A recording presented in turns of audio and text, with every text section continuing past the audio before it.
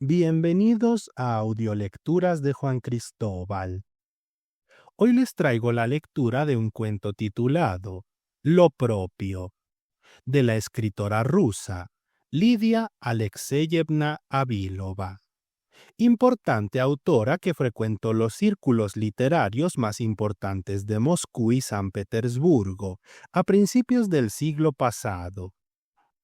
En este relato, protagonizado por un grupo de mujeres de distintas generaciones y aspiraciones, podemos ver lo que caracteriza muchos de sus textos.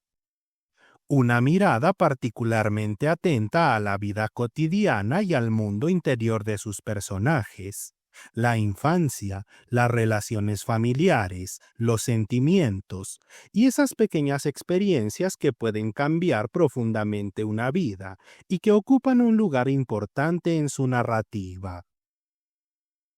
Gracias por leer conmigo. Si les gusta mi trabajo, los invito a darle me gusta al video, dejar un comentario y compartirlo. Ahora los dejo con el relato. Espero que lo disfruten.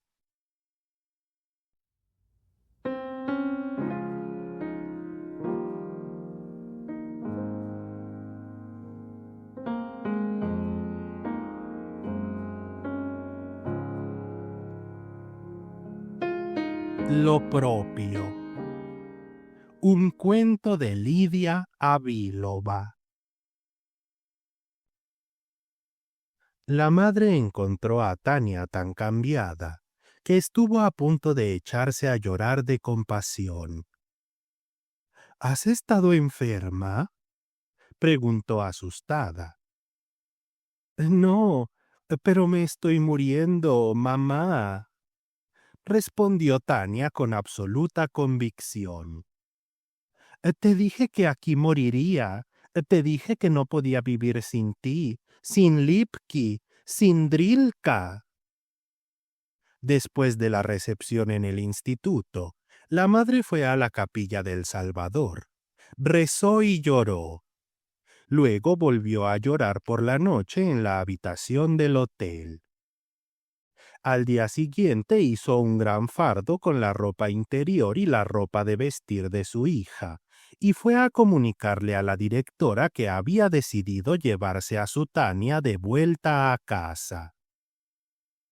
Tania se desmayó de la alegría, pero cuando salió con su madre a la calle, ya cambiada del uniforme del instituto a su propia ropa, cuando la puerta del instituto se cerró a su espalda, sintió una oleada de júbilo tan intensa como jamás había experimentado.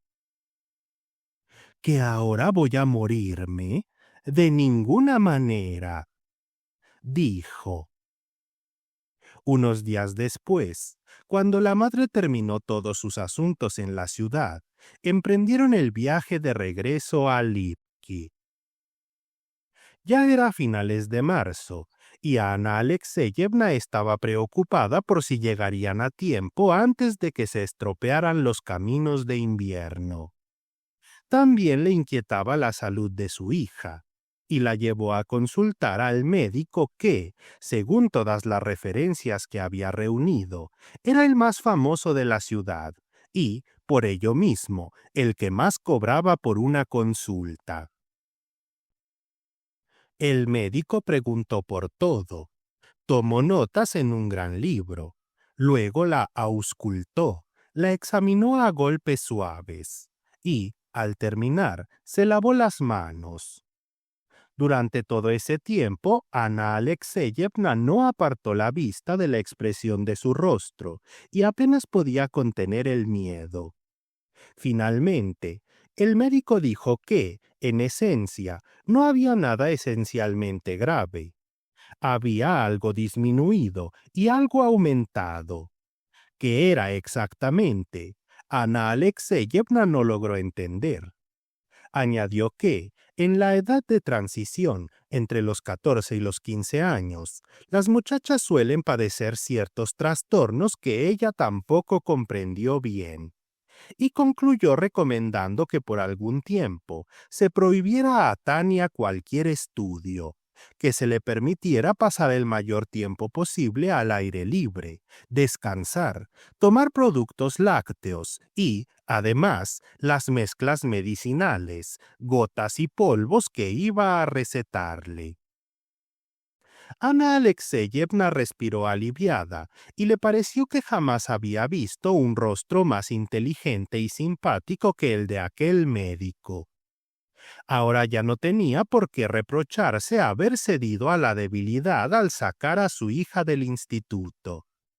Podía permitirle vivir con ella en el campo no por mero capricho, sino porque era necesario e inevitable. Así, todo parecía encaminarse hacia un buen desenlace, y a Ana Alexeyevna le entristecía menos contemplar el rostro delgado y pálido de Tania, que justificaba todo sin inspirarle un temor serio. En la ciudad ya circulaban carruajes con ruedas, y por las calles comenzaban a verse los primeros atuendos de primavera. Pero fuera de ella aún se extendía la blanca y esponjosa nieve, aunque se percibía de algún modo que aquella blancura ya no era firme ni segura, que el trabajo silencioso del deshielo había comenzado, y que no estaba lejos el día en que toda aquella magnificencia se hundiría y se oscurecería.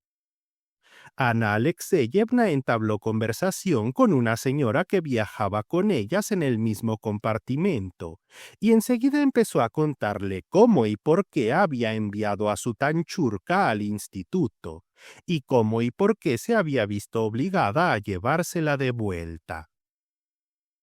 Mi marido murió hace 10 años, contaba. Me quedé sola con 2 hijas, un hijo y una gran hacienda. No puedo abandonar el campo, pero los niños tienen que educarse. Sin embargo, ya casé a la mayor y, ¿sabe? Bastó con la educación que recibió en casa. Se casó con un hombre bueno y con algunos recursos. A mi hijo conseguí colocarlo muy bien. Vive con unos parientes y estudia en el gimnasio. Me da muchas alegrías, porque estudia muy bien y el año que viene termina el curso. Además, es un muchacho inteligente y sensato. Pero con la pequeña nunca conseguía arreglarme. Es la más inquieta y la más impresionable de todos. Mamita, por favor, no hables de mí, pidió Tania, que desde que habían salido de la ciudad permanecía apoyada contra el cristal de la ventanilla, absorta en la contemplación del paisaje. La madre sonrió únicamente y contó con todo detalle cómo todos le habían aconsejado enviar a su hija al instituto, cuánto le había costado separarse de ella, cuánto había sufrido Tania de añoranza, cómo al final tuvo que llevársela de vuelta y cómo el médico había puesto las cosas en orden y había reconciliado la situación.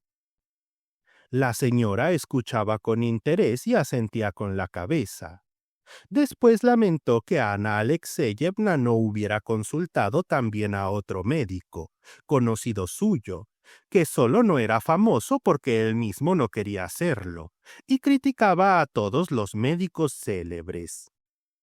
Contó varios casos de la práctica de aquel doctor y, cuando la conversación derivó hacia los enfermos y las enfermedades, ambas compañeras de viaje acabaron relatándose todos los casos ocurridos en sus propias familias y en las de sus parientes y conocidos. Tanchurka me preocupa especialmente, porque su padre ya estaba enfermo cuando ella nació, dijo Ana Alexeyevna.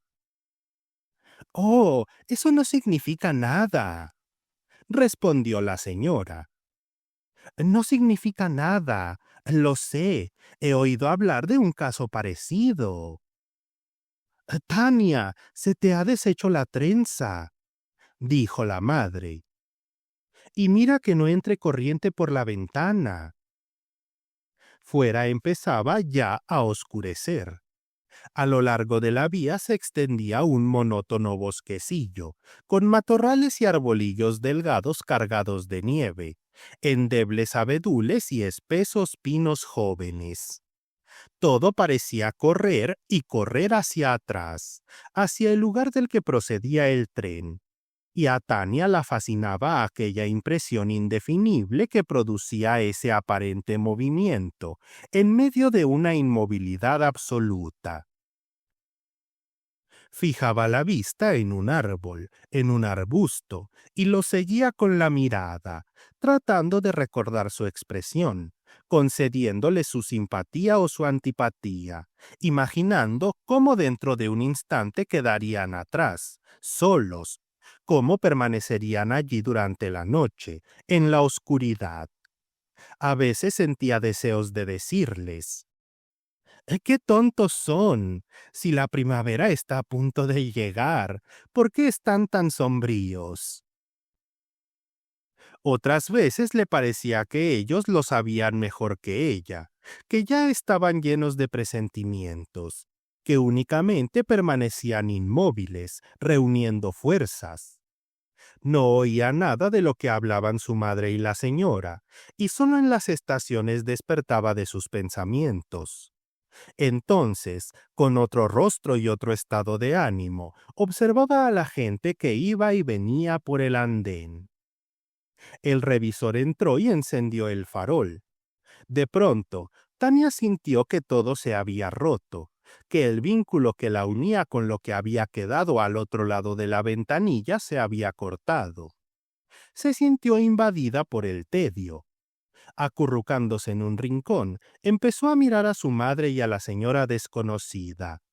Enseguida, tanto el rostro como la voz de ésta le parecieron extraordinariamente desagradables, y decidió que durante todo el viaje no le dirigiría ni una sola palabra.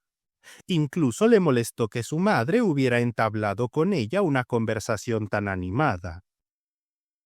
Y, afligida por su propio disgusto hacia su madre y por la antipatía que sentía hacia la señora, cayó en una profunda tristeza y rechazó secamente tanto la comida como el té que ofrecían en la estación y los caramelos con que la obsequiaba la señora. La madre le tocó la frente y las manos, le hizo varias preguntas llenas de inquietud y le aconsejó que se acostara a dormir. Tania no tenía sueño, pero subió a la litera de arriba y se tendió para estar lo más lejos posible de la gente. Apenas se acostó y cerró los ojos, volvió a desfilar en el crepúsculo aquella interminable cinta de arbustos, abedules y pinos jóvenes, inmóviles y, al mismo tiempo, corriendo sin cesar. Pensó en ellos y se los imaginó con toda claridad, allí de pie en la oscuridad de la noche, cargados de nieve, quizá llenos del presentimiento de la primavera. Y de pronto olvidó que viajaba a Lipki, olvidó que era Tania, olvidó incluso que tenía un poco de hambre.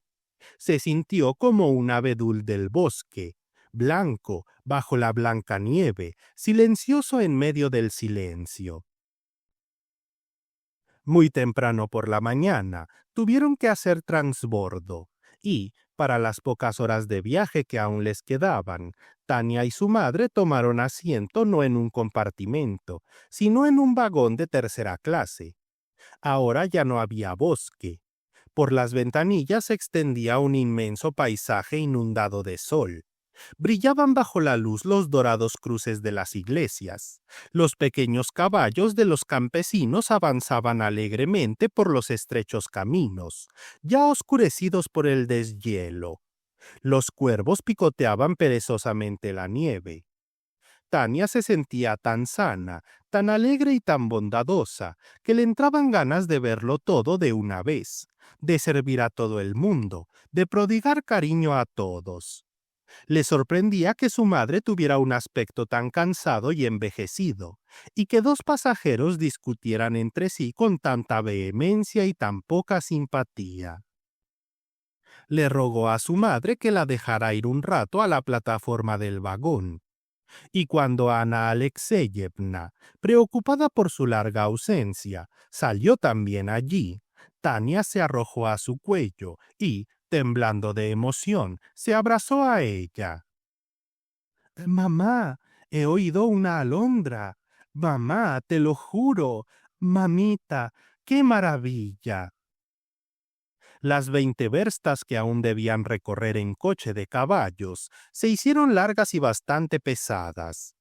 Ana Alexeyevna había ordenado que prepararan un ligero carruaje de muelles, y durante todo el camino se arrepintió de ello. Los continuos baches las lanzaban de un lado a otro, las sacudían y las hacían botar sin descanso. Y Tania se quejaba de náuseas. De vez en cuando se detenían para descansar. Entonces Tania saltaba al camino y se acercaba a los caballos para acariciarlos. Montado sobre el caballo delantero de la troika, iba, sentado a horcajadas, como un ganso, Vanka el bichito, con las piernas abiertas dentro de sus botas de fieltro y un pañuelo atado a la cabeza. Vanka era hijo del cochero, y lo llamaban bichito por su baja estatura. Cuando el caballo guía era uno que aún no conocía el camino, su padre lo llevaba consigo, y el muchacho desempeñaba su cometido con toda la gravedad que correspondía a su cargo. Gritaba con voz grave, reprendía a los viajeros que se cruzaban con ellos, y mantenía un gesto severo e inflexible. Incluso ahora, hablando con Tania, su coetánea y compañera de juegos infantiles, fruncía el ceño con seriedad y respondía con monosílabos, de mala gana. ¿Hiciste el tobogán sin mí? Ajá. ¿Y qué? ¿De verdad no te deslizaste en todo el invierno? ¡Qué tonterías! ¿Y a Skald ya se le curó la pata? Claro. ¿Ella no volvió a molestar a Drilka? No. Al llegar al borde del bosque, el camino empeoró todavía más y tuvieron que avanzar al paso. Tania miraba los árboles y pensaba que no se parecían en nada a los que había visto desde la ventanilla del tren. De aquellos conservaba un recuerdo triste y misterioso. En cambio, estos daban alegría solo con mirarlos. Además, parecían sentir mucho más intensamente la proximidad de la primavera, y eso se advertía en la expresión de vigor, de alegría y de disposición con que dejaban que el aire ya templado acariciara sus ramas desnudas. De pronto, sin que nadie supiera de dónde habían salido, aparecieron dos perros que durante un buen trecho corrieron junto a los caballos ladrando sin parar. Vanka intentaba alcanzarlos con el látigo cuando se acercaban al caballo delantero, y entonces los ladridos se convertían en un solo gruñido ronco y furioso. Después volvió a pasar mucho tiempo sin que apareciera una sola vivienda ni un solo bosque. El sol se puso y la oscuridad cayó con rapidez, pero el carruaje seguía hundiéndose en los baches, balanceándose y dando saltos por el negro camino que cruzaba la inmensa blancura de los campos. Vanka, agotado, animaba a los caballos con gritos apagados y desganados. En el pueblo ya brillaban luces en las ventanas de las isbas, cuando Tania despertó a causa de un fuerte sacudón, y, con sorpresa e indignación, tuvo que admitir que se había quedado dormida. ¡Mamá! ¿Es Lipki? ¡Lipki! ¡Lipki! Gritó, reconociendo los alrededores. Un poco más y ya está el jardín, ya está la casa. De pronto enmudeció e incluso contuvo la respiración.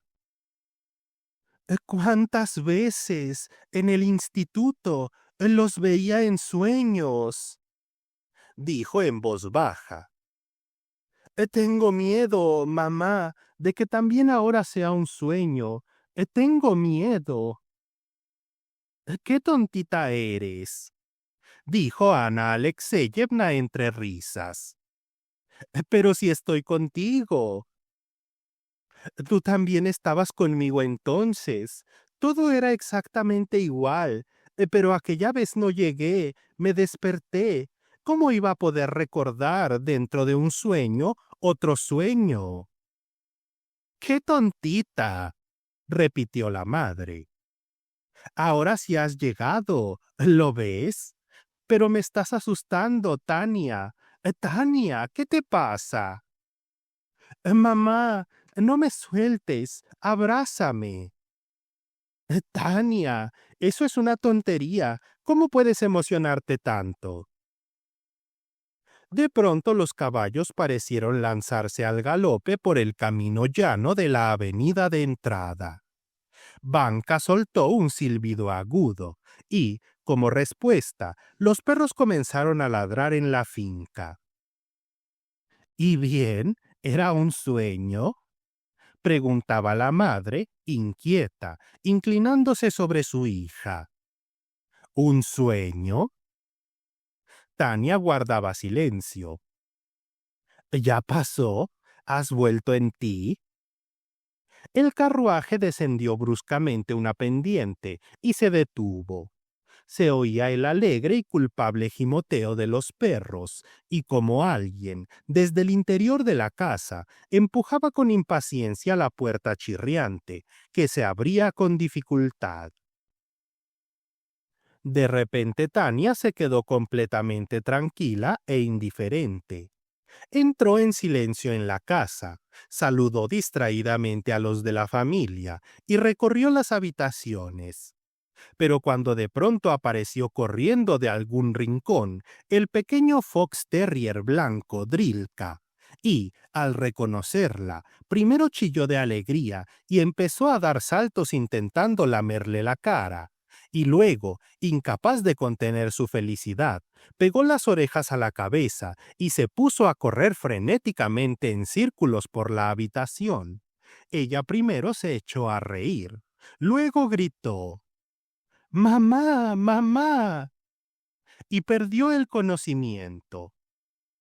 Drilka tenía unas patas finas y esbeltas, con los tendones y músculos bien marcados, las orejas erguidas, una blanca y la otra marrón, y una nariz rosada salpicada de manchas negras. Su cuello era fuerte y redondeado, y todo su cuerpo sólido, elástico y ágil. Era alegre, valiente y habilidoso, y hasta habría sido hermoso de no ser por aquella nariz rosada, que le daba cierto parecido con un cerdito. Pero Drilka no reconocía en sí mismo ningún defecto, ni físico ni moral. Por eso era seguro de sí, independiente, y nunca reprimía su personalidad. Con las personas mantenía relaciones puramente amistosas. Jamás se le habría ocurrido considerarlas seres superiores, y por eso en su trato con ellas no había ni la fidelidad servil propia de los perros, ni la sumisión aduladora, sino simplemente la cordialidad de un buen muchacho, siempre dispuesto a divertirse entre buenos amigos. Si alguien se permitía bromas de mal gusto con él o descargaba sobre él un mal humor injustificado, Drilka se enfadaba, manifestaba su descontento gruñendo en voz baja, metiendo entre las patas el muñón de su cola y pegando bien las orejas a la cabeza. Sin embargo, el rencor era completamente ajeno a su naturaleza y perdonaba y olvidaba con rapidez. En cuanto Tania regresó a casa, Drilka recordó enseguida todas las viejas costumbres relacionadas con la presencia de ella en la casa. Apenas la acostaron en la cama, él se hizo un ovillo inmediatamente a sus pies. Todo volvió a ser como antes. Y ahora ya no era Lipki lo que a Tania le parecía un sueño, sino el instituto. Apenas podía creer que realmente siguiera existiendo, que, incluso ahora que ella ya no estaba allí, los muros del edificio permanecieran en pie y que entre aquellas paredes continuara desarrollándose aquella vida tan familiar y tan espantosa para ella. A la hora de siempre seguirían sonando los timbres, seguirían cruzándose por los pasillos los delantales y las pequeñas esclavinas de las alumnas, los uniformes de las inspectoras. Se representaba con claridad el edificio, los rostros, las voces, todo cuanto había allí. Y, sin embargo, le parecía imposible que aquello continuara existiendo, como si ya hubiera terminado y perteneciera definitivamente al pasado. Ahora ya no la despertaban, la dejaban dormir todo lo que quisiera y pudiera. Al abrir los ojos no se encontraba en el inmenso y sombrío dormitorio común, sino en su alegre y pequeña habitación de 2 ventanas, por las que pujaban por entrar los brillantes rayos de la primavera. La niñera levantaba las cortinas, y los rayos irrumpían triunfantes, deslumbrándola por un instante. La niñera era una anciana menuda y enjuta, vestida con una amplia blusa negra y un pañuelo negro en la cabeza. Ya oía mal, no recordaba casi nada y le costaba comprender las cosas. Pero en su conciencia aún sobrevivían algunos recuerdos, impresiones y convicciones, y sentía la necesidad de revolver una y otra vez aquellos pequeños fragmentos de memoria, de emocionarse con ellos, de pasar de la alegría a la tristeza y de la tristeza otra vez a la alegría. «Siempre estás durmiendo», refunfuñaba la niñera. «Y encima has metido al perro contigo. ¿Es ese lugar para un perro? Si ahí cuelga un ícono».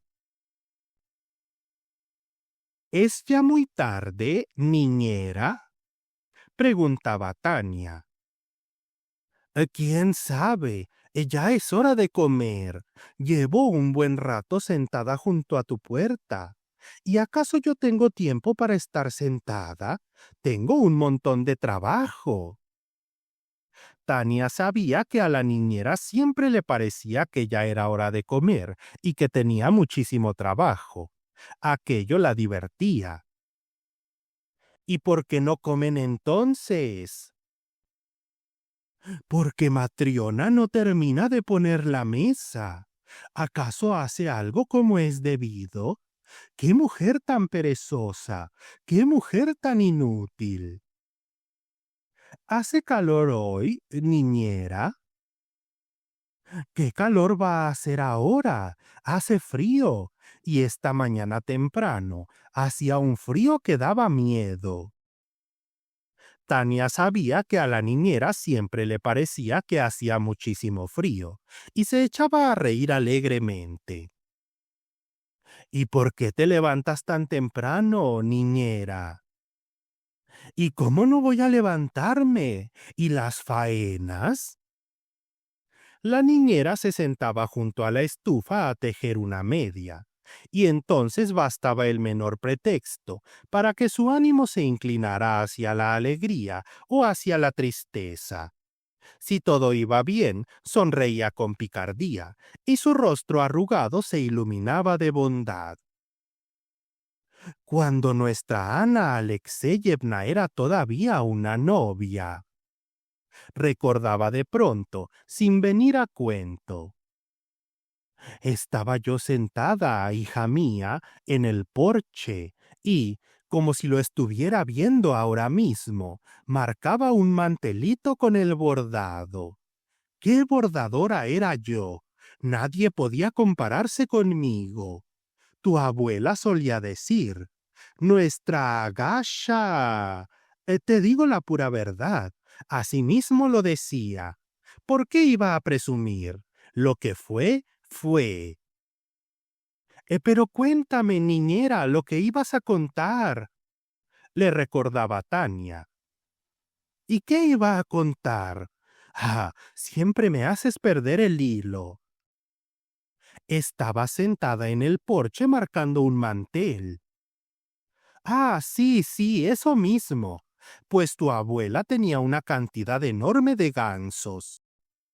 Nosotros mismos desplumábamos el plumón y con las plumas rellenábamos los colchones de plumas.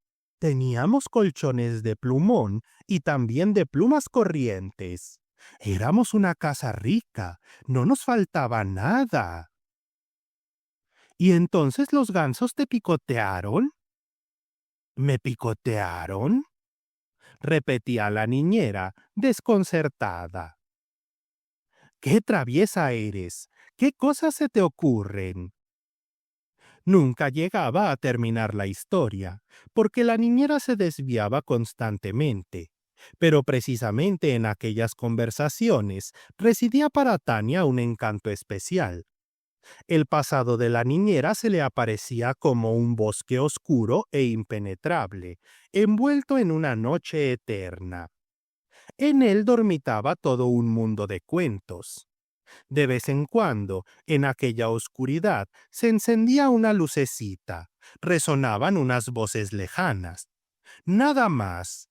Ese mundo fantástico del pasado se iba alejando cada vez más, hundiéndose más profundamente en la oscuridad y en el olvido.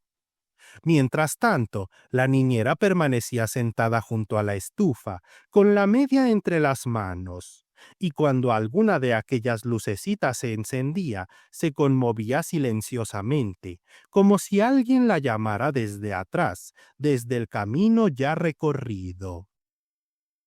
Agasha, Agasha, tú tuviste toda una vida. ¿Es que has olvidado toda tu vida, Agasha? Niñera, ¿cómo se llamaba tu marido? Preguntaba Tania. Ay, hija mía, ¿quién puede acordarse ya? Respondía Agafia con indiferencia. Vasili, tal vez. Y de pronto, por casualidad, una lucecita se encendía un instante e iluminaba un pequeño rincón de aquel pasado oscuro. Era Piotr, Piotr. Se corregía emocionada. Solo consigues confundirme. ¡Qué pecado! Entonces se ponía triste, y diminutas lágrimas de anciana se deslizaban por las arrugas de su rostro. Pero, ¿por qué lloras, niñera? Preguntaba Tania. Niñera, ¿por qué? La acariciaba y la besaba en la cabeza, sobre el pañuelo negro. Pero en aquella cabecita pequeña, agotada por los años, volvía a reinar la oscuridad, igual que en su pasado. ¿Y cómo no voy a llorar? Respondía la niñera con enojo. Anteayer me acosté sin haber probado siquiera el té. ¿Acaso esa mujer hace algo como es debido? Es una perezosa de cuidado, una mujer insoportable. Ya es hora de comer y todavía no pone la mesa. En el salón, su madre esperaba a Tania junto al samovar. Allí estaba también la anciana Mademoiselle Buisson, que en otro tiempo había sido la institutriz de Ana Alexeyevna, y que ahora vivía en su casa, supuestamente mientras esperaba encontrar un nuevo empleo. También se encontraban allí dos parientas pobres, huéspedes habituales, a quienes Ana Alexeyevna ayudaba con consejos o con dinero. Todas llevaban un pañuelo sobre los hombros o una esclavina, porque por las mañanas el comedor era fresco. Todas estaban ya ocupadas cosiendo o leyendo, pues hacía rato que habían terminado de tomar el té. En cuanto Tania aparecía, enseguida caía sobre ella una lluvia de observaciones. Pero mira, Ania, qué fresca se la ve hoy. A mí me parece que aquí ya ha empezado a recuperarse. No, sigue demasiado delgada y además creo que bebe muy poca leche. ¿Quieres un poco de leche, Tania? Lo mejor es comer huevos crudos en ayunas. Sí, precisamente crudos. Se echan en una taza, se les pone un poco de sal y se beben. Pruébelo. Cuando yo administraba mi propia casa, declaraba con autoridad Mademoiselle Buisson. Siempre tomaba una taza de cacao con un trozo frío de roast beef. Eso me daba fuerzas para todo el día. Traían leche, huevos, cacao y roast beef. Pero Tania se apresuraba a terminar su taza de té y salía corriendo a averiguar dónde estaba Drilka. Lo encontraba en la cocina o en las cuadras, y cuando lo llamaba él levantaba inquisitivamente una oreja y corría hacia ella con una expresión que parecía decir desde lejos: ¿Me llamabas? ¿Qué pasa? Estaba ocupado. Drilka, vamos a jugar, proponía Tania. Y en aquellos días claros y soleados de comienzos de primavera, los dos eran tan felices juntos que ni siquiera advertían el paso del tiempo.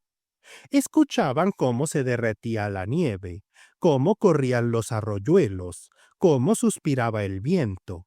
Escuchaban a las alondras, a los gorriones, a las grajas.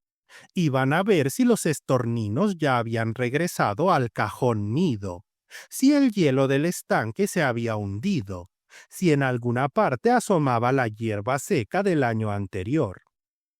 Tania estaba convencida de que la savia debía de estar circulando por los árboles y apoyaba el oído contra la corteza para escucharla.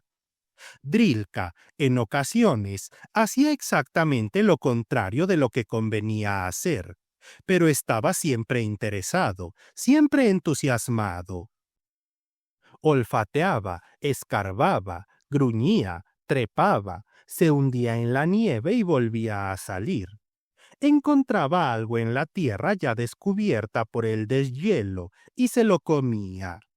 Todo su ser rebosaba de alegría por la primavera y la buscaba en todas sus manifestaciones. Cuando ladraba a un arroyo e intentaba atraparlo, o cuando salía disparado detrás de una graja y se hundía en la nieve como si fuera agua, Tania estallaba en una risa cristalina. Le parecía que hacía todas aquellas locuras a propósito, únicamente porque eran divertidas y graciosas. Regresaban a casa cansados, rendidos. Drilka se sacudía con tanta fuerza que las cuatro patas se le abrían hacia los lados y luego daba un pequeño salto para volver a colocarlas en su sitio. Después de sacudirse, resoplaba y estornudaba. Tania gemía mientras se quitaba el abrigo, salpicado de barro por culpa de los saltos de Drilka y cubierto por delante y por detrás de largas marcas de agua del deshielo. ¡Ay, mamita! ¡Ay, qué cansada estoy! ¡Ay! Gritaba desde el vestíbulo. Enseguida acudía hacia ella alguna de las parientas, o Mademoiselle Buisson. «Pero no te conviene fatigarte tanto», le decían. «Debes pasear al sol y sentarte a descansar de vez en cuando». Cuando yo sufría aquellos dolores de espalda, mi médico me aconsejaba ponerme mi abrigo, mi chal bien abrigado y mis botas de invierno, contaba Mademoiselle Buisson. Entonces me llevaba conmigo mi silla. Ni Tania ni Drilka escuchaban el final de la historia. Huían en busca de un lugar donde descansar. Se acomodaban en el sofá o en el gran sillón de la madre, delante de la chimenea. «Pero está empapado, Tania», decía la madre. «Ahora mismo se secará, mamá», respondía convencida. «¿Cómo no voy a dejarlo subir? Él también está cansado. ¿Ya te has dormido, Drilka? ¡Qué animalito tan gracioso!». Después de comer ya no permitían que Tania se agotara, Y cuando hacía muy buen tiempo, alguno de los mayores, casi siempre Mademoiselle Buisson, la acompañaba a dar un segundo paseo. «Vamos a ser prudentes», decía Buisson. «Mire, aquí hay un senderito por el que podemos ir y venir. Hay que apoyar el pie bien, y así no hay peligro de resbalar. Hay que respirar profundamente para que los pulmones trabajen como es debido. Así, exactamente. Ah, el aire está hoy muy agradable. Pero, ya sabe, no hay que fiarse de él. El aire de primavera es el más vivificante, pero también el más traicionero.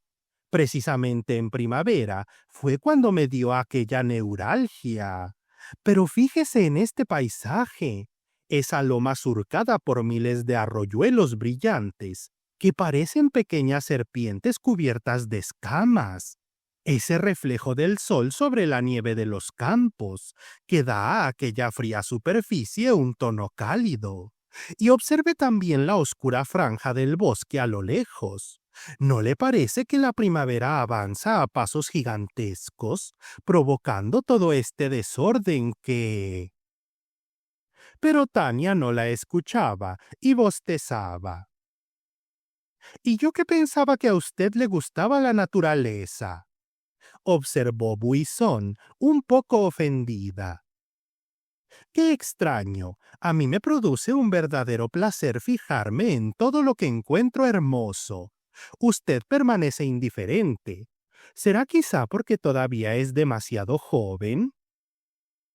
Tania no sentía ni su juventud, ni indiferencia, ni placer, ni siquiera aburrimiento o fastidio. Aquel pequeño mundo limitado por el que Mademoiselle Buisson paseaba con sus cortos y seguros pasitos, su colina, sus arroyuelos, su bosquecillo, e incluso su sol y su primavera, le resultaba tan ajeno como el chal de lana y las botas de la anciana. Pero, puesto que aquellos paseos se consideraban necesarios para su salud, obedecía y salía a caminar. Convencida de que Tania era completamente insensible a la belleza de la naturaleza, Buisson cambiaba de tema. «Imagínese, esta noche los ratones mordisquearon mi jabón, que estaba sobre mi lavabo, e incluso he visto las marcas de sus dientes en mi vela». «¿Sus ratones?», preguntó Tania, conteniendo la risa. «Vamos, ¿qué ratones míos? ¿Acaso tengo ratones propios?», se extrañó Buisson. Quería decir, los que viven en su habitación», explicó Tania, bajando los ojos, que brillaban de risa. Bueno, claro, si se comieron mi jabón, quiere decir que estaban en mi habitación», convino Buisson.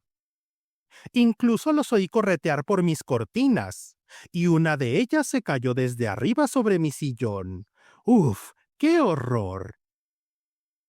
Al caer la tarde, Tania entraba en un estado extraño, aunque casi siempre dichoso. En el salón había un pequeño sofá muy acogedor, donde se acomodaba junto a Drilka. Él se dormía enseguida, mientras ella, envuelta en el gran chal de su madre, comenzaba de pronto a sentir que todo su cuerpo se volvía ligero, increíblemente ligero, y al mismo tiempo extraordinariamente perezoso e inmóvil. No le apetecía mover ni un solo dedo. Era tan agradable permanecer tendida, tan cómoda y tranquila. Y Drilka no solo no perturbaba aquella paz, sino que contribuía aún más a ella, acurrucándose exactamente donde hacía falta y calentándola con su cuerpo y con el tibio aliento de su hocico rosado de cerdito. Dormía con el mismo entusiasmo y el mismo placer con que corría, saltaba y jugaba. Tania no dormía. En contraste con su cuerpo cansado y agotado, su imaginación trabajaba con una viveza extraordinaria. Aunque nunca habría podido explicar con claridad en qué pensaba, toda ella estaba absorta en sus pensamientos, completamente entregada al poder de su fantasía. Alrededor de la gran mesa ovalada, iluminada por una lámpara con pantalla de seda verde, estaban sentadas su madre, Buisson, y las dos parientas lejanas. Una de ellas llenaba cigarrillos, y sus manos amarillas y delgadas manipulaban nerviosamente el tabaco y lo introducían en las vainas de papel con ayuda de un delgado palillo amarillo. La otra echaba un solitario con dos barajas, rascándose la nariz cada vez que dudaba dónde colocar una carta. Su rostro reflejaba concentración y preocupación. Pero Tania adivinaba que en aquel momento no pensaba solo en las cartas, sino también en algo suyo, algo inevitablemente triste y doloroso. Le daba pena y deseaba de todo corazón que el solitario le saliera bien. Buisson permanecía sentada muy erguida, seca y tiesa como una vara. Sobre su rostro sonrosado de anciana caían unas bandas de cabello gris, escaso pero cuidadosamente rizado. Bajo sus arqueadas cejas negras, unos vivos ojos negros, ocultos tras los lentes, miraban con intensidad. Mientras tejía una bufanda de lana de camello, leía al mismo tiempo el periódico que tenía abierto delante de ella sobre la mesa. A su lado, sentada en un sillón, Ana Alexeyevna hacía el dobladillo de unos pañuelos. Tania no podía verle el rostro, solo veía su mano llena y blanca, con dos alianzas en el dedo anular. Pero aquella mano bastaba para que se sintiera completamente protegida, para que su alma se llenara de calma y de calor.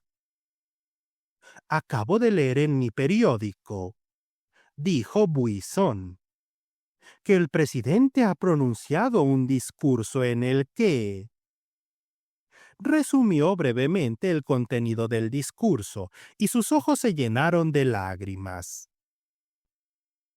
Oh, patria, concluyó, nuestra santa patria, nuestra querida y hermosa Francia.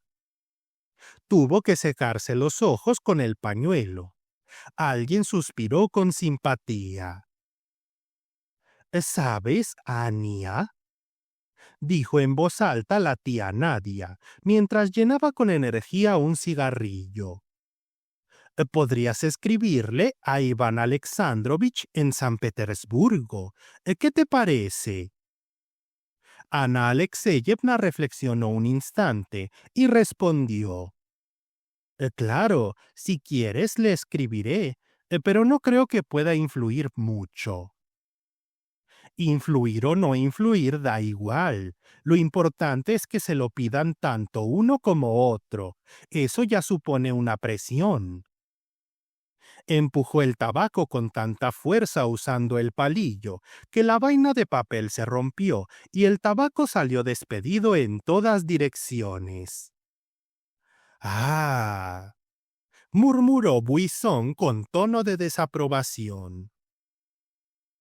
Si tu hijo consigue ese puesto, Nadine, dijo la tía Polia, frotándose cuidadosamente la nariz, que no se olvide un poco de mi Masha. Pero tu Masha, respondió Nadia, agitándose. Ante todo, perdóname, pero tu Masha es una muchacha de lo más extraña. ¿Qué puede hacerse por tu Masha? Se la puede tratar con un poco de cariño, dijo en voz baja la tía Polia, y algo tembló en su rostro. Nadia estalló en carcajadas. Pero si ya te conté cómo Sinochka Iblinskaya se la encontró en la calle en pleno frío, vestida con un abriguito de paño cualquiera, y la invitó a entrar en su casa para calentarse. ¿Y sabes qué contestó? Que en su apartamento olía demasiado a perfume y que ese olor le provocaba náuseas. Y tú sabes perfectamente a qué huelen esas habitaciones de estudiantes que ella frecuenta. La tía Polia levantó los ojos con sobresalto y enseguida volvió a bajarlos. Tengo miedo de que no esté comiendo bien, dijo casi en un susurro. Mira, ese abriguito de paño. ¿Y los cursos le darán algo? Nadie adoptó una expresión significativa. Me temo que sí. No, Masha es buena. Masha es encantadora. Yo quiero mucho a tu Masha, dijo Ana Alexeyevna con firmeza. Todavía es un poco impulsiva, pero te quiere tanto, Polia. Es una buena muchacha, inteligente e interesante. La carta que la tía Polia sostenía en la mano empezó a temblar, y ella inclinó tanto la cabeza sobre la mesa que parecía haberse quedado de pronto muy corta de vista. No sé si todavía me queda mi pomada para los dolores reumáticos, dijo Mademoiselle Buisson al ver que Ana Alexeyevna se frotaba el hombro con la palma de la mano. Si aún tengo un poco, le traeré mi tarro y haga que la criada le dé un masaje esta noche antes de acostarse. Ya verá cuánto le alivia el dolor. Tania, ¿estás dormida? Preguntó Ana Alexeyevna. ¿No tendrás fiebre? Mamita, estoy tan bien. Mamita, te quiero muchísimo, respondió Tania con voz perezosa. Drilka ha estado soñando aquí. ¿Lo has oído? Pero no estaba despierta más que porque tenía los ojos abiertos. Veía y oía a todos, aunque, a veces, la mesa con la pantalla verde parecía alejarse muchísimo, hasta perderse en la distancia. Escuchaba la lluvia caer en el patio, y las gotas golpeaban suavemente los cristales de las ventanas. ¿Cómo se derrite la nieve? Pensaba. Y al instante se imaginaba que era un copo de nieve, que se estaba derritiendo. Primero sentía frío, luego cada vez más calor, y percibía cómo se filtraba en la tierra húmeda, mullida y fragante. Se deslizaba por un pequeño agujero junto a una hoja podrida. Allí estaba oscuro, pero hacía calor y era maravilloso. Drilka la buscaba, escarbando con el hocico y apartando la hoja. La hoja olía a humedad y a podredumbre, y él estornudaba. Después se imaginaba a las aves migratorias volando, mientras los rascones emprendían el viaje a pie. Seguramente ya habrán partido hace tiempo. Qué difícil debe de ser ese viaje para ellos. Nadie se preocupa de que les resulte fácil o agradable. ¿Dónde estarán ahora? Sentía un inmenso deseo de imaginar cómo caminaban los rascones. Allí donde ahora avanzan, seguramente ya habrá hierba, ya hará calor, habrá flores. Sobre ellos pasan bandadas de otras aves que vuelan hacia el mismo destino y se llaman unas a otras. Los rascones desde la hierba alta y verde, las aves viajeras desde lo alto del cielo azul. ¿Por qué Dios no les dio a los rascones unas alas ligeras y fuertes? De pronto se le ocurrió que, si ella fuera un pájaro, tendría miedo de los seres humanos y jamás creería que una persona pudiera amar a las aves sin querer atraparlas, matarlas o comérselas. Y, en efecto, el ser humano siempre quiere atrapar, matar o comer, y las aves lo saben. Qué hermoso sería si amaran a los hombres y confiaran en ellos. Solo los perros los aman. ¡Qué criatura tan desagradable es el hombre! Ha conseguido convertirse en el dueño de la tierra, pero en un dueño tan desagradable que no ha hecho más que estropear la vida de todos. ¿Acaso no podría haber sido de otra manera? ¿Habrá correo mañana? Está lloviendo. Como siga así, los caminos se pondrán imposibles. Oyó desde muy lejos la voz de la tía Nadia. Tania, ve a acostarte, dijo su madre. Anda, hija mía, no dejo de temer que tengas un poco de fiebre. La mano de su madre se posó sobre su frente y le apartó con suavidad el cabello del rostro. Mamá, se está tan bien. Me da tanta pereza. Drilka se despertó, estiró todo el cuerpo y bostezó con un largo sonido que parecía un maullido. Tía Polia, ¿le salió el solitario? Preguntó Tania, adormilada. No, tan churca, no, respondió tristemente la tía Polia. No, querida, no. Vaya desgracia que he hecho, dijo la niñera, sentada junto a la estufa. He roto la taza grande del abuelo. Tania, con una falda interior corta y la blusa de dormir, terminó de trenzarse las coletas y rompió a reír alegremente. ¿Pero qué dices, niñera? ¿Qué taza? ¿Cuándo? Pues sí, hija, qué desgracia. Se me resbaló de las manos. Era una taza preciosa, de auténtica porcelana, con un borde de esmalte azul, y por dentro estaba toda dorada.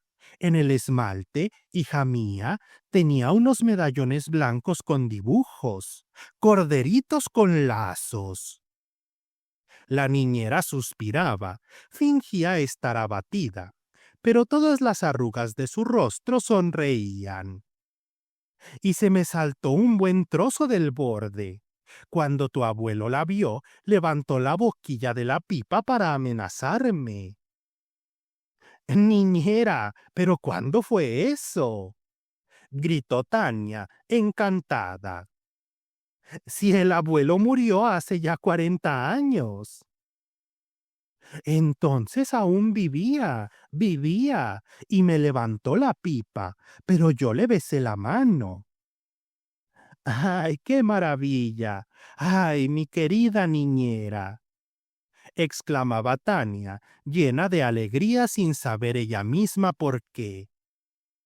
De pronto, desde el oscuro bosque del pasado de la niñera, había surgido aquella taza con corderitos adornados con cintas, con una pastorcilla y un pastorcito de pelucas empolvadas.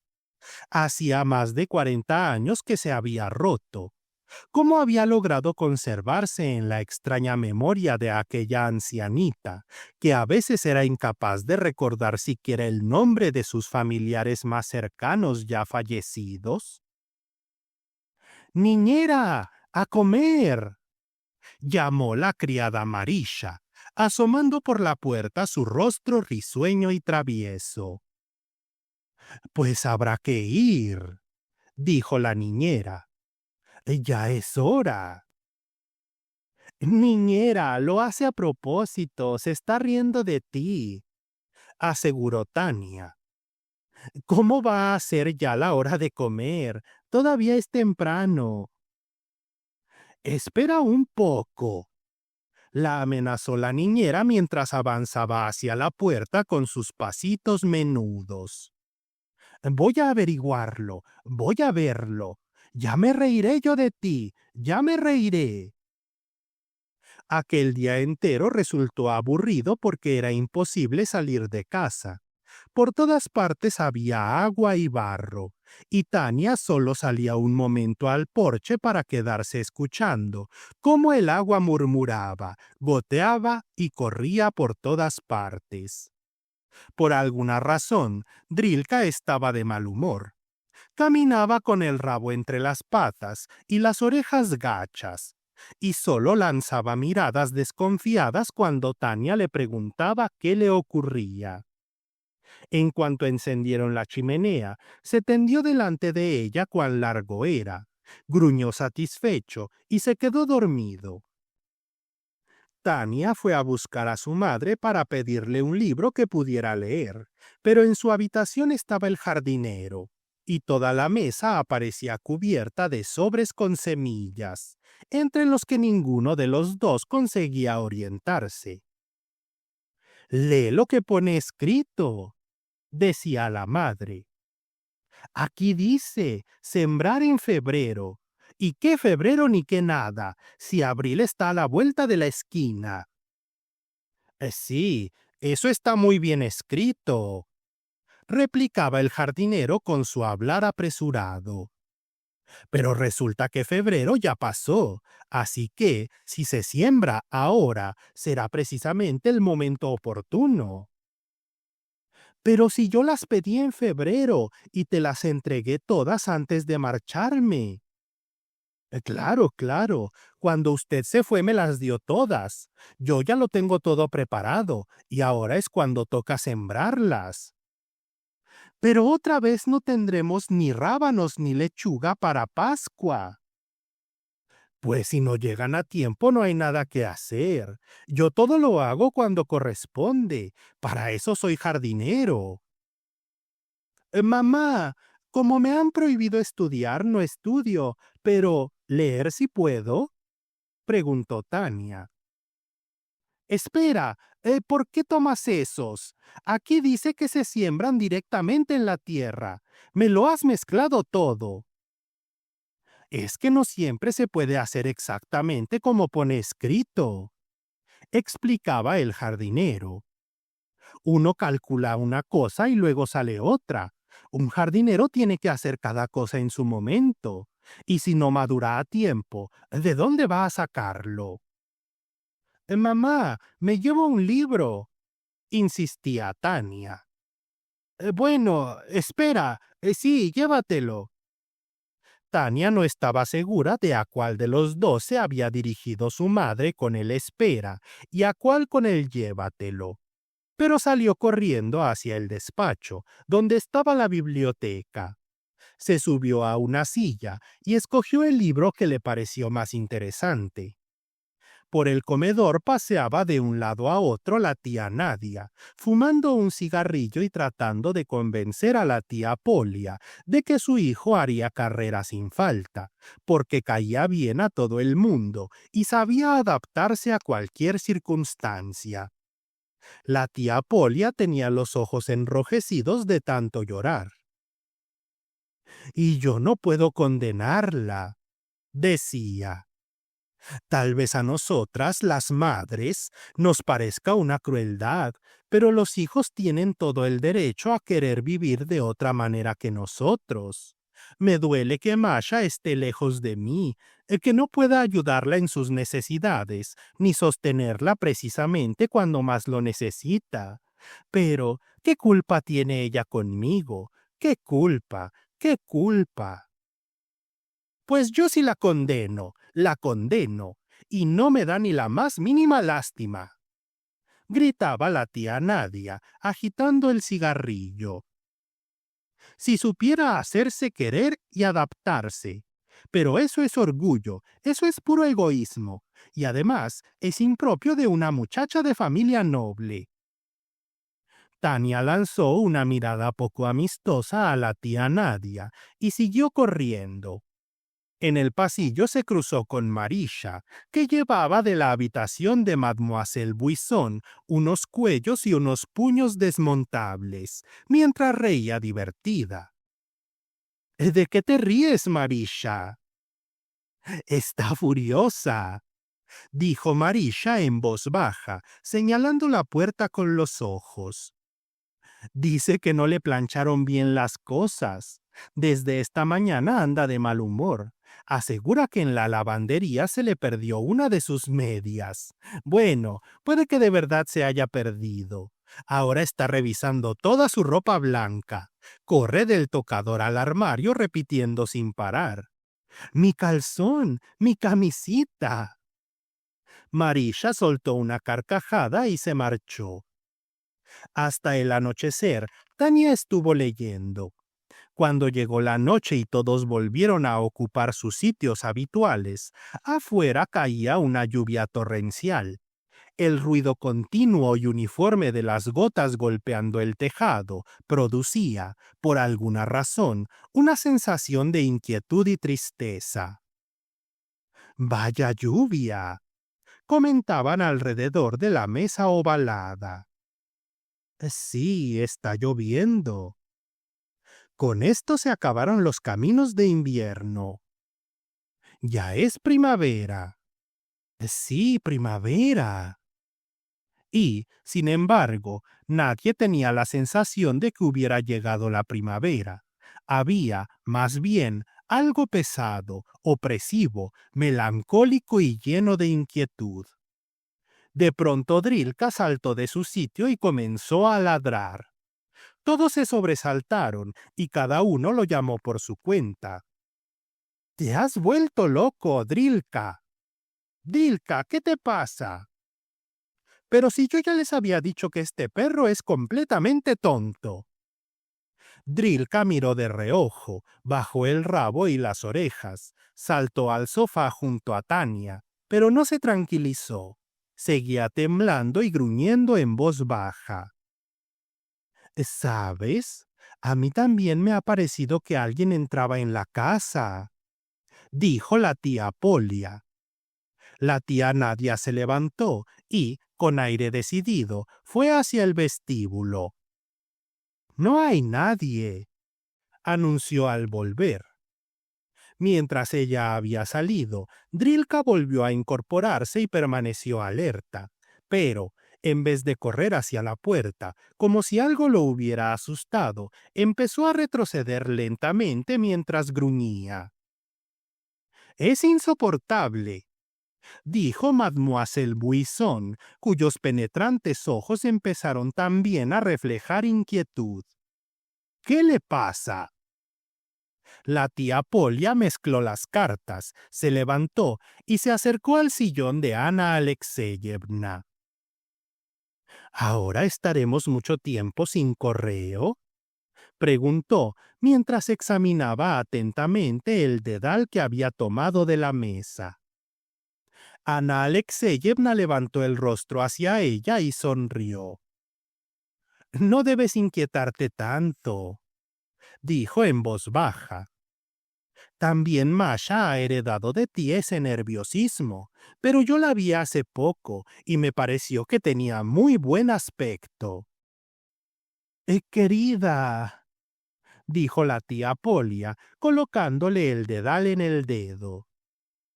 «Yo no estoy inquieta, sobre todo ahora que, gracias a ti, ella tiene asegurado por un tiempo cómo vivir. No sé por qué, pero hace un momento se me encogió el corazón. Fue como si alguien me hubiera advertido. Ten cuidado». «No, no», respondió Ana Alexeyevna con seguridad. «Vamos, Polia, no son más que imaginaciones». En el salón se oyeron unos pasos apresurados y, acto seguido, Marisha irrumpió en la habitación. «Señora, a nuestra niñera le pasa algo malo», dijo, con los ojos abiertos por el miedo. «Me parece que se está muriendo». «Tania, no se te ocurra venir», gritó Ana Alexeyevna cuando Tania se levantó de un salto. «Hasta que yo te llame, ni hablar». Dejó la labor sobre la mesa y salió apresuradamente. Tras ella fue también la tía Nadia, dejando a su paso densas nubes de humo de su cigarrillo. La tía Polia se sentó junto a Tania y respondió a su mirada asustada, con otra llena de tristeza y compasión. «Es muy viejecita», dijo. «Puede que así sea, querida. ¿Qué se le va a hacer?» «Oh, la muerte. Muchas veces no es más que una liberación». respondió Mademoiselle Buisson sin dejar de tejer.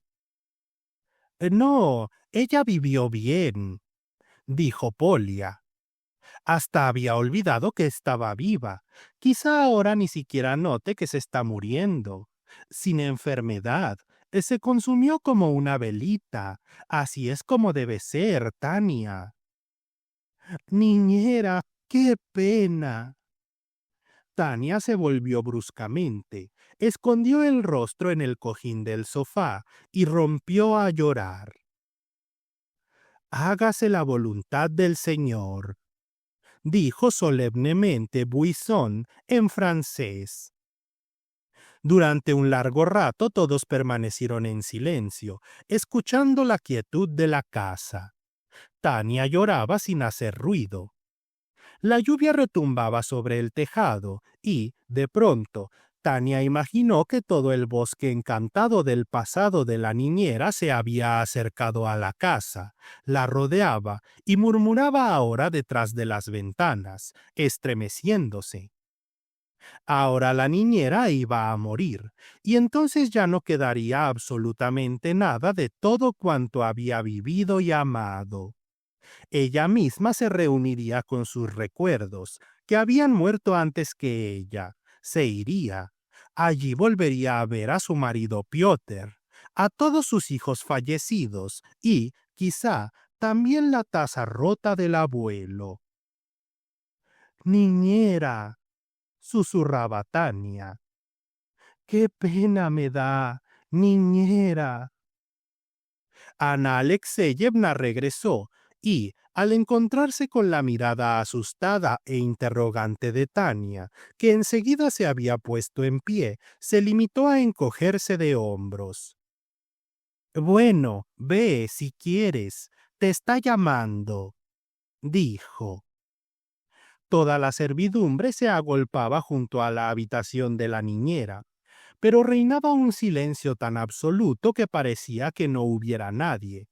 Solo aquella quietud, en un cuarto lleno de gente, hizo que Tania sintiera miedo. «El perro, señorita», susurró Matriona. Tania se volvió y vio que Drilka la seguía despacio, cabizbajo y completamente encogido. Marisha lo tomó en brazos y se lo llevó. La niñera yacía en su mullida cama blanca, tan delgada y tan pequeña con su vestido negro y el pañuelo negro sobre la cabeza. La tía Nadia hacía algo junto al rincón de los íconos. Debía de ser algo muy necesario y urgente, porque era la única que rompía la extraña serenidad de aquello que estaba a punto de suceder. Tania clavó los ojos con avidez en el rostro de la niñera y le sorprendió comprobar que no tenía nada de terrible. Era el mismo rostro de siempre, conocido, querido, familiar, solo que, por alguna razón, parecía mucho más solemne, como si la niñera se hubiera vuelto orgullosa o importante, o hubiera comprendido de pronto que era mucho más sabia y más elevada que todos los demás. Ha venido Tania, niñera, aquí está, dijo Ana Alexeyevna. Los ojos de la anciana se volvieron hacia ella, pero no hizo el menor movimiento ni pronunció una palabra. Tania miró a su madre, y era evidente que no sabía qué hacer. El miedo y la compasión habían desaparecido. Solo quedaban el asombro y una especie de turbación ante algo que no comprendía y que la impresionaba por su grandeza y sencillez. A través de la puerta abierta veía reunidos a todos los criados, hombres y mujeres del campo. Unos estaban de pie, otros sentados, pero en todos los rostros y en todas las miradas había la misma tristeza solemne y severa.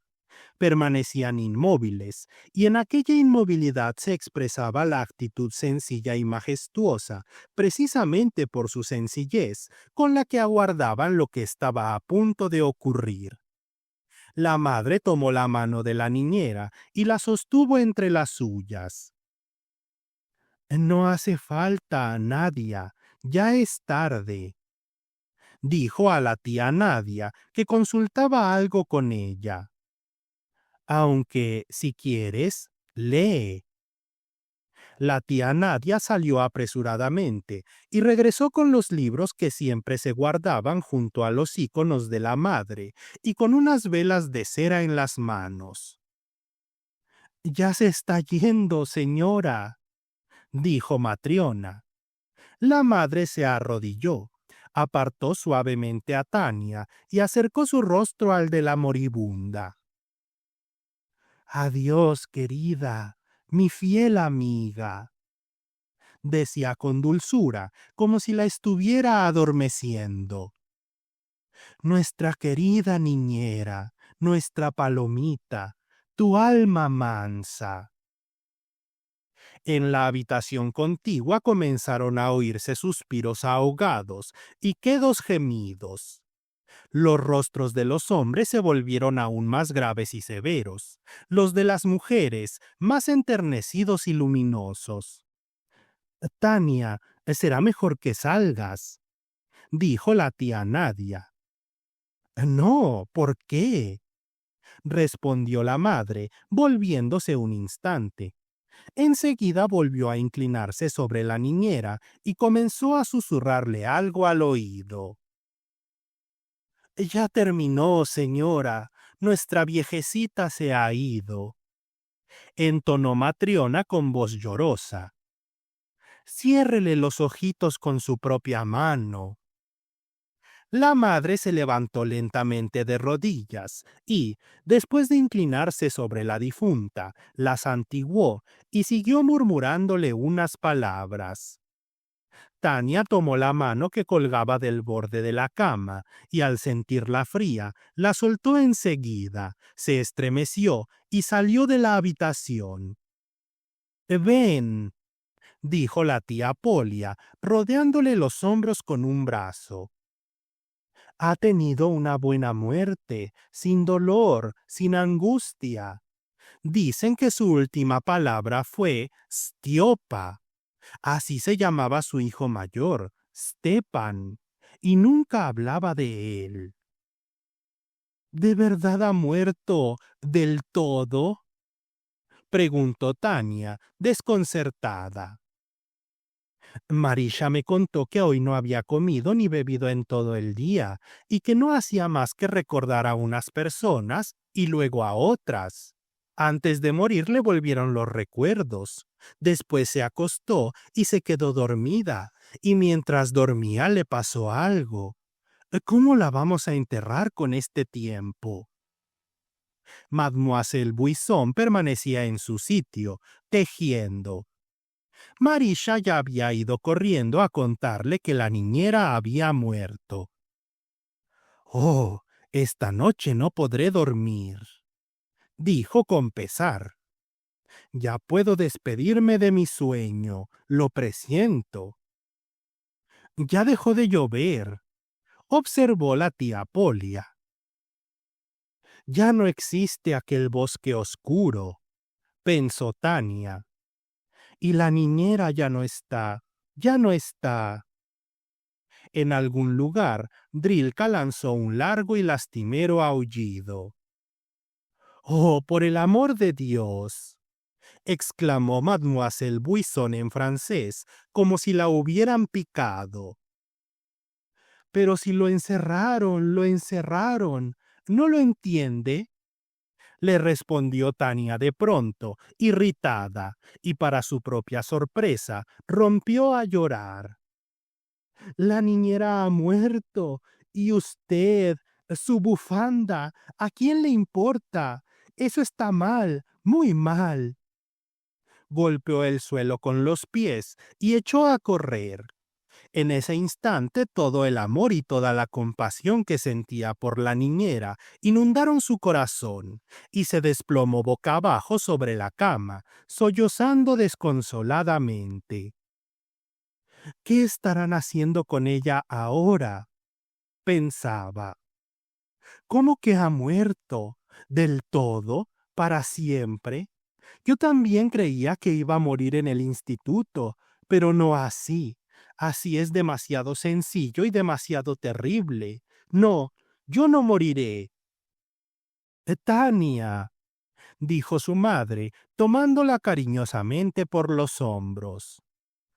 Tania, y con lo valiente que había sido. Vamos, Tania. Las aguas murmuraron al correr, se filtraron en la tierra, se elevaron en forma de niebla y se disiparon en el azul del cielo primaveral. El sol calentaba con fuerza y la hierba verde, todavía enrollada sobre sí misma, iba abriéndose paso hacia la luz de Dios hasta desplegarse por completo. En algunos lugares la tierra ya se había secado, en otros aún quedaban manchas de nieve, escondidas de los rayos del sol. La naturaleza se había quitado ya su vestido blanco, pero el verde todavía no estaba listo, y la tierra, llena de inspiración y de fuerza creadora, se apresuraba a absorber con avidez la humedad. Ahora cada minuto era precioso para su labor. Apenas la hierba lograba asomar, cuando ya brillaban entre ella los plateados tallos de los dientes de león, y varias florecillas amarillas se apresuraban a abrir sus corolas. Drilka caminaba de un lado a otro olfateándolo todo. Estaba fascinado. Su nariz rosada aspiraba con deleite los nuevos aromas y, tan concentrado estaba, que a veces olvidaba apoyar las cuatro patas en el suelo y permanecía largo rato sobre tres, como si temiera mojar la cuarta. A Drilka también le gustaba dormir al sol, cazar pájaros, ayudar al jardinero a cavar los macizos de flores y escaparse con Banca el bichito, al granero a buscar avena. Allí había ratones, mientras que en la casa ya casi no quedaba ninguno, y, naturalmente, aquello era una verdadera lástima y resultaba muy aburrido. Tania también sabía inventar juegos estupendos, pero últimamente pasaba mucho tiempo sentada con un libro y con frecuencia iba sola a algún sitio al que, por nada del mundo, quería llevarlo. Tania iba a la tumba de la niñera y pensaba qué clase de jardín de flores podría plantar allí. Lo quería muy colorido y muy perfumado, y soñaba con que la cruz acabara completamente cubierta de plantas trepadoras. También iba allí para escapar de Mademoiselle Buisson, que ahora la cansaba más que nunca, porque su madre estaba muy ocupada y las tías Polia y Nadia se habían marchado. La tía Nadia había viajado a San Petersburgo para seguir fumando y ocuparse de sus gestiones, mientras que la tía Polia se había llevado todas sus viejas barajas a la pequeña ciudad donde vivía, en una casa propia que le producía unos 20 rublos al mes de renta. Esperaba que, después de los exámenes, Masha fuera a reunirse con ella y que entonces, aunque solo fuera por un tiempo, su corazón dejara de sufrir por su hija y pudiera descansar. Mademoiselle Buisson no se fue. Se quejaba de que los pájaros hacían sus nidos sobre su ventana y no la dejaban dormir. Se quejaba de que Marisha le perdía y le rompía la ropa blanca. Cada mañana colgaba al sol todas sus sábanas, toallas y almohadas para desinfectarlas. Por las tardes admiraba la naturaleza y señalaba todo aquello que le parecía hermoso. Para no ofenderla, Tania salía de vez en cuando a pasear con ella. Estos paseos le hacen un bien evidente, decía Buisson. Ha tomado color y ha recuperado fuerzas, pero, mi querida Tania, cuando una posee salud, debe conservarla. Esa es la primera regla. Usted permanece demasiado tiempo al aire libre por las noches. Yo no se lo aconsejaría. Y en ese cementerio al que va tan a menudo puede haber emanaciones. ¿Quién sabe? Pero mire esa nube, mire qué maravillosamente iluminada está. Me gustaría que aprendiera a sentir la belleza. Pero Tania solo sentía la vida. como un arbolito enfermo que hubieran arrancado de la tierra durante todo un invierno y luego vuelto a plantar en el suelo donde había nacido. Ella recuperaba ahora sus fuerzas, absorbiendo de cuanto la rodeaba la savia que la alimentaba. Toda la naturaleza era ella misma, su vida, su belleza, su alma, su sed de felicidad. Era ella la que se había filtrado como una gota en la tierra y había brotado de ella convertida en hierba. Era ella la que había regresado como un ave migratoria desde un país extraño, donde había estado a punto de morir de añoranza por su patria.